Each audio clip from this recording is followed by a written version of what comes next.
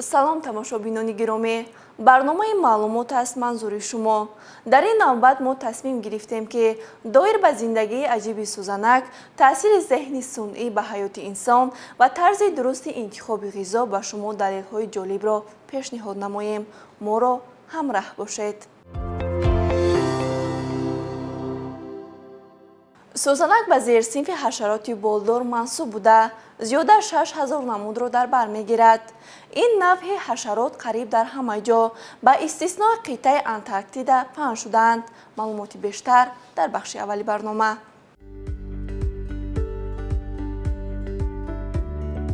сӯзанакҳо ҳамчун ҳашароти ваҳшӣ бори аввал соли 1793 аз ҷониби Фабрисиус тавсиф карда шудааст. сӯзанакҳо ба категорияи хело қадимии ҳашарот тааллуқ доранд, зеро тибқи фарзияи олимон онҳо дар сайёраи мо аз давраи палеозой зиндагӣ мекарданд. ин ҳашарот дар Африқо, Амрикои ҷанубӣ ва Австралия зиндагӣ мекарданд. андозаи сӯзанак аз намудаш вобаста аст. аз ин рӯ дар миёни онҳо андозаи хурдтарини дарозиашон то 1,5 сантиметр ва инчунин навъҳои калонтарине ҳастанд, ки дарозии баданашон тақрибан 10 сантиметрро дар бар мегирад. сари ин ҳашарот низ нисбатан калон буда метавонад 180 дараҷа гардиш кунад. чунин хусусияти анатомӣ ба ҳашарот имкон медиҳад, ки ба осонӣ барои худ ғизо пайдо намояд. шиками сӯзанак мудаввар ва дароз аст, дар ҳоле ки навъҳои шиками ҳамвор низ мавҷуданд. чун қоида шикам қисми калонтарини бадани ҳашароти мазкурро ташкил карда, он аз 10 сегмент иборат аст. тақрибан 600 намуд дар паҳнои васеъ палеарктика ва 100 навъ камтар дар неарктика зиндагӣ мекунанд. барои ҳаёти худ ин ҳашарот минтақаҳои дорои иқлими гарм ва намии баландро интихоб мекунанд. мавҷудияти обанборҳо ҳангоми интихоби макони зист ҳалкунанда аст, зеро ҷинси модина тухми худро дар рӯи об мегузорад ва кирмина дар муҳити обӣ рушд менамояд. ҳар як намуд хусусияти шикории худро дорад. аз ин усули шикории худ онҳоро ба зерсинфҳои зерин тақсим кардан мумкин аст. мисол, шикорчиёни озод, онҳо қурбониёни худро дар ҳаво шикор мекунанд. онҳо асосан танҳо ба шикор баромада қариб тамоми вақти худро дар ҷустуҷӯи ғизо сарф мекунанд.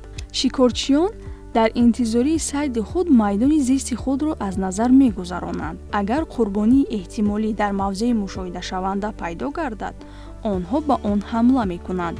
ин ҳашарот танҳо дар вақти парвоз ё фуруд омадан аз дасту пои худ истифода мебарад. ин мавҷуд субҳи барвақт ё шом ба ҷустуҷӯи ғизо мераванд. бисёр навъҳои сӯзанак метавонанд дар як сол якчанд маротиба насл диҳанд. онҳо бевосита дар ҳаво ҷуфт мешаванд. пеш аз ин раванд ҷинси нарина дар назди модина рақс мекунад, то ки диққати ҷинси модинаро ба худ ҷалб созад. ҷинси нарина дар атрофи модина зуд парвоз карда маҳорати худро нишон медиҳанд. пас аз ҷуфтшавӣ модина аз 2 то 500 дона тухм мегузорад. онҳо метавонанд аз ифлосшавии обанбор, инчунин аз тағйирёбии ҳарорати муҳити зист ҳалок шаванд. дар сурати мусоид будани шароит дар давоми 1-2 рӯз кирминаҳо пайдо шуда метавонанд, аммо дар иқлими мӯътадил нашонамои онҳо то баҳори оянда кашоф меёбад. тухм ва кирминаҳоро моҳӣ ва харчангҳо метавонанд ҳамчун хӯрок истифода баранд. аксар тухмҳо аз омили гуногун аз ҷумла табиӣ мемиранд. бояд гуфт, ки аллакай 19 зернамуди ин ҳашарот тамоман нобуд шудаанд. ба гуфтаи коршиносон тақрибан 10% тамоми намудҳои сӯзанакҳо дар айни замон дар миқёси ҷаҳонӣ дар арафаи нестшавӣ мебошанд. ин мавҷудот ба китоби сурхи байналмилалӣ дохил карда шудаанд. онҳо таҳти ҳимояи махсус қарор доранд.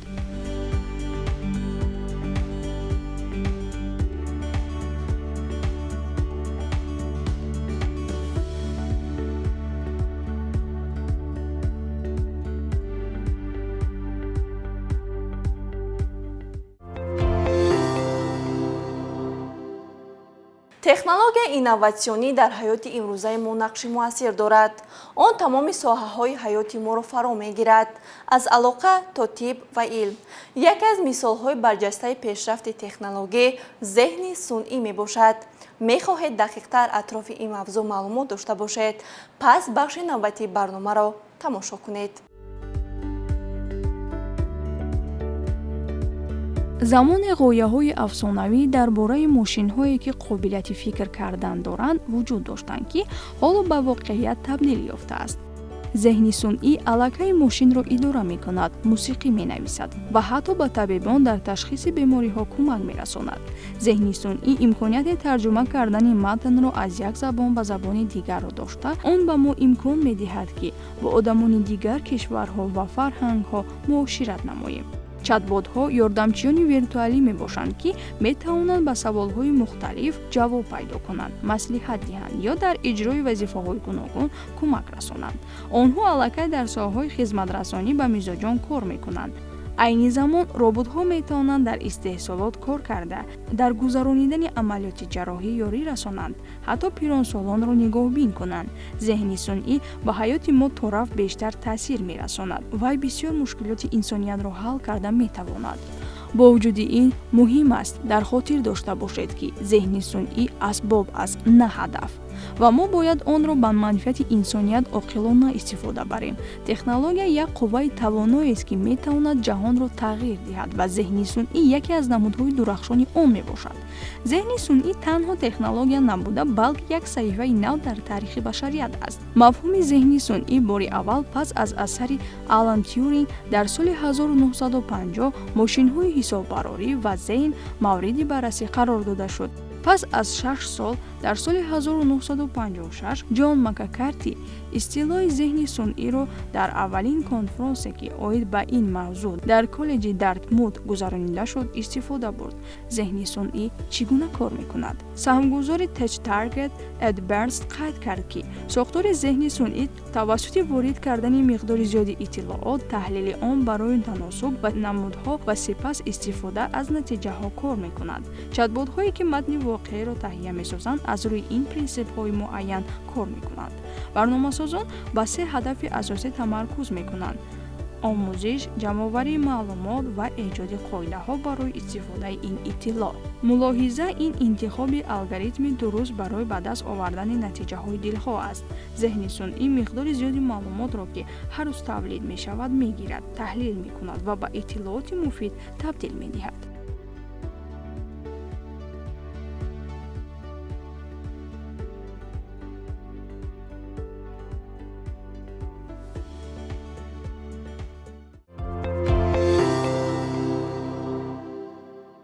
ғизои инсон асоси ҳаёти ӯро ташкил медиҳад, зеро саломатии мо аз он чизе ки истеъмол мекунем вобастагии зиёд дорад. бе сабзавоти тару тоза нигоҳ доштани солими инсон имконнопазир аст. сабзавот манбаи пурарзиши витаминҳо, минералҳо, кислотаҳои органикӣ, карбогидратҳо ва нахҳои парҳезӣ мебошанд. дар бахши охири барнома атрофи интихоби дурусти ғизо ва хусусиятҳои нерӯбахшии сабзавот маълумот медиҳем.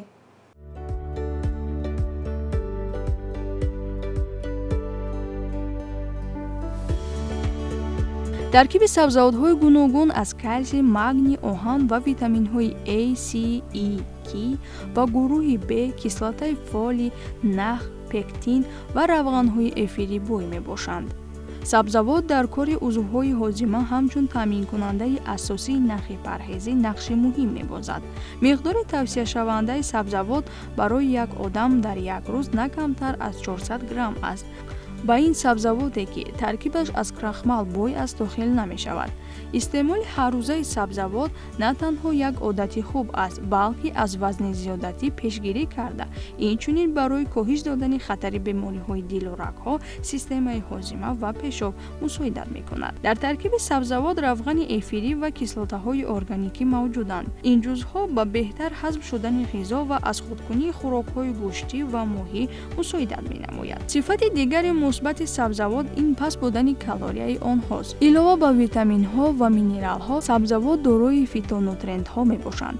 ин моддаҳои фаъоли биологӣ мебошанд, ки ба сабзавот ранг, мазза ва бӯи хос медиҳанд. фитонутрентҳо пигментҳоро ба монанди ликопен, ки дар сабзавот ва меваҳо дорои ранги сурх мавҷуд аст, бета, каротин, که در سبزوات و میوه‌های افلسون و زرد موجود است، آنتوسیانین که در سبزوات و میوه‌های کبود و بنفش موجود است، خرولوفیل که در سبزوات و میوه‌های سبز موجود است، الیسین که در سبزوات و میوه‌های سفید و قهوه‌رنگ موجود است در بر می‌گیرند.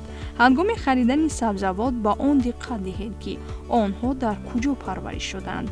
اگر سبزوات در موسم لازمه پرورش کرده شود، پس ترکیب وی از ماده‌های غذابی‌تر است. سبزوات پس از جمع‌آوری خاصیت‌های مفید خود را گم می‌کنند. از این رو کوشش کنید که پس از خریدن هرچه زودتر آنها را استعمال نمایید. محصولات آبچکاری را در انبارهای مخصوص، ته‌خانه‌ها یا در یخدان نگاه داشتن ممکن است. انواع سبزوات کلید سلامتی، زیبایی و نیروی جسمی انسان میباشد.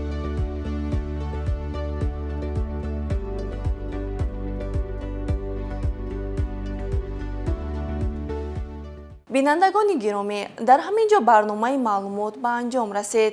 تا برنامه‌های دیگر، خیر.